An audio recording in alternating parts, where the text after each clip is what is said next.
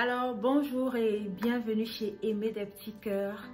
Et voilà, ça fait vraiment longtemps que je n'ai pas fait de vidéo. Ça fait vraiment longtemps qu'on ne s'est pas parlé, qu'on n'a pas été en contact. Mais j'ai beaucoup de raisons pour cela. Je ne suis pas quelqu'un qui aime se justifier et trouver des excuses et des justificatifs. Mais 2020 a été une année terrible. 2020 a été une année difficile pour moi. J'ai fait tout pour garder le moral, mais ça a été très difficile. En août, j'ai perdu mon papa et c'était très difficile parce que je priais pour lui, j'avais espoir, j'avais la foi, je voulais le revoir, mais il est parti en fait. Dès qu'il est tombé malade, ça a juste continué à dégénérer. On l'a enterré et juste après son enterrement, ma mère est tombée malade. Là aussi, j'avais beaucoup d'espoir, je priais parce que je voulais la voir. On se parlait très bien et on se disait, elle voulait tellement me voir, tellement voir les enfants. Et je disais, non, on va se voir, il n'y a pas de problème, on va se voir. Mais malheureusement, sa maladie était très dégénérative et c'est allé très vite. Je veux dire, à chaque semaine, je voyais qu'elle perdait une faculté. Ça a commencé par la mémoire. Elle ne se souvenait pas de tout, elle cherchait des personnes qui étaient devant elle. Et bon, j'avais espoir, je disais, je vais la voir, je priais et tout, je vais lui dire que je l'aime, je vais lui dire qu'elle est une bonne maman et tout ça. Je vais m'occuper d'elle parce qu'elle voulait tellement rester avec moi et tout. Mais ça allait tellement vite, ça allait très vite. De jour en jour, ça dégénérait, ça allait vite et c'est vrai que ça me demandait beaucoup. Je devais prier pour elle, je devais la... Et un beau jour, on m'a appelé, on m'a dit qu'elle est dans le coma. J'ai dit, ben oh, c'était difficile à accepter parce que physiquement, elle était très en forme physiquement. Elle marchait, elle n'avait pas de problème de santé, pas de diabète, pas de cancer, rien.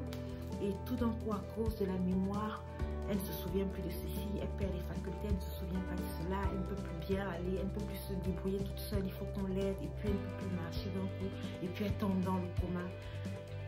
Le lendemain, on m'annonce qu'elle est partie. Ah, j'étais dévastée, j'étais vraiment dévastée. Et j'ai juste commencé à préparer mon voyage pour le Cameroun. Et justement, je vais parler du voyage au Cameroun dans cette vidéo. Ce sont des choses que certainement plusieurs personnes aimeraient savoir quand on a un parent qui décède, comment se comporter, surtout en période de crise sanitaire, en période de pandémie, de Covid-19. Tout est complètement changé. Alors pour commencer, je vais dire, il fallait que j'obtienne un visa pour aller au Cameroun. Il faut que j'obtienne un visa alors que je suis camerounaise. C'est parce que j'ai la nationalité canadienne. Et les Camerounais n'acceptent pas la double nationalité, donc il faut un visa. Et pour le visa, il faut le certificat de mort et le certificat de genre de mort et le certificat de décès. Alors une fois qu'on a le certificat de décès, le certificat de genre de mort, il faut à tout prix un vaccin contre la fièvre jaune. Ça aussi, on le fait dans les cliniques santé de voyage.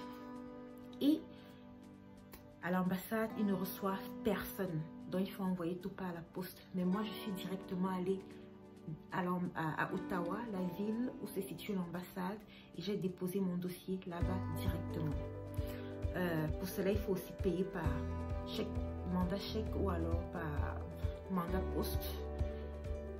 Et oui, c'est chèque certifié ou mandat poste. Et voilà. Là, le visa est arrivé.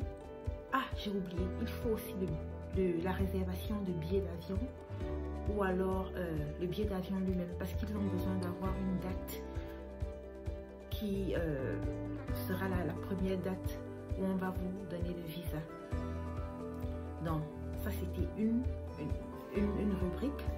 Et l'autre rubrique, voilà, c'est que, vous savez, vous êtes en deuil en période de pandémie, il y a des gens qui viennent vous rendre visite parce qu'ils vous aiment, ils veulent à tout prix venir. Et parfois c'est difficile parce que c'est la période de pandémie, mais les gens veulent aussi vous témoigner de l'amour. Et ça, c'est très important. Il faut laisser les gens vous témoigner de l'amour, il faut prendre ses précautions, ça c'est important, mais laissez les gens venir, ceux qui veulent vous témoigner de l'amour, laissez-les vous témoigner de l'amour, c'est très important. Et voilà, le voyage se prépare. Pour le voyage, il faut un test Covid de moins de 72 heures. Donc, il y a des cliniques qui sont spécialisées pour les tests voyage, notamment Biran au Québec, et ça coûte 250 dollars. Mais aussi, il y a des cliniques du gouvernement, il y a les centres de santé qui le font, et là, c'est gratuit.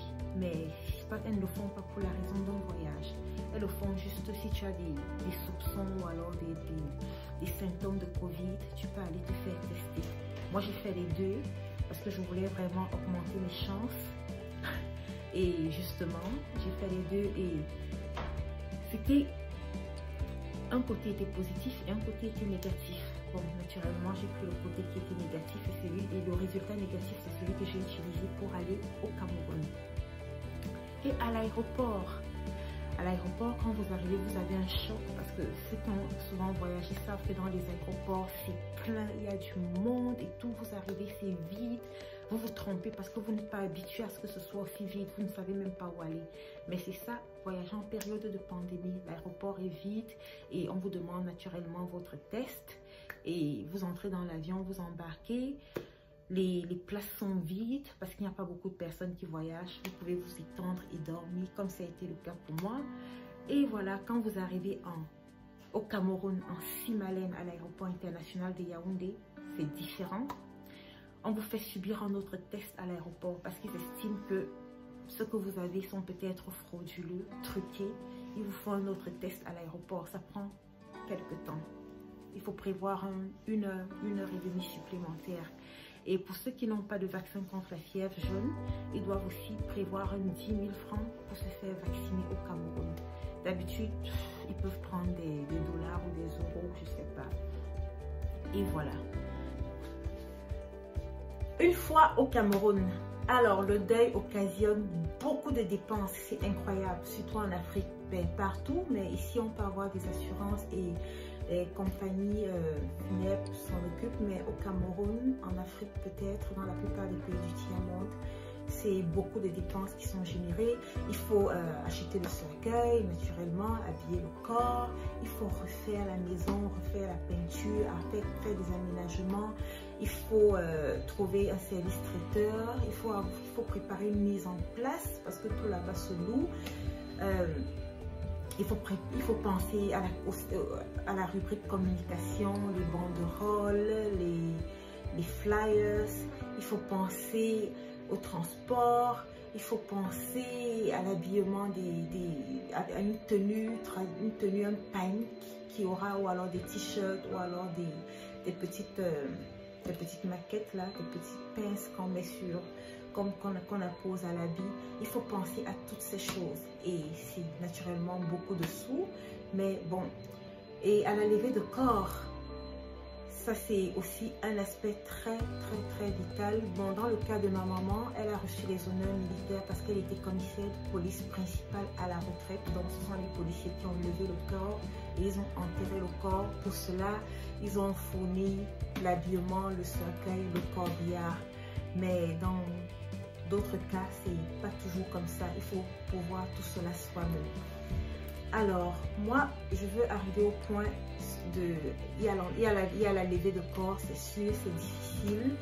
Quand tu revois la personne inerte, personnellement, j'ai eu un choc quand j'ai revu le corps de ma maman. Et surtout quand je l'ai touchée, elle était tellement dure, tellement glacée. J'ai compris qu'elle n'était même plus là. J'ai compris effectivement qu'elle était partie depuis. Et ce n'était plus que le corps, ce n'était plus que la matière, ce n'était plus que la masse qui restait. C'est un peu comme un morceau de parpaing que tu touches. Il n'y a plus la vie à l'intérieur.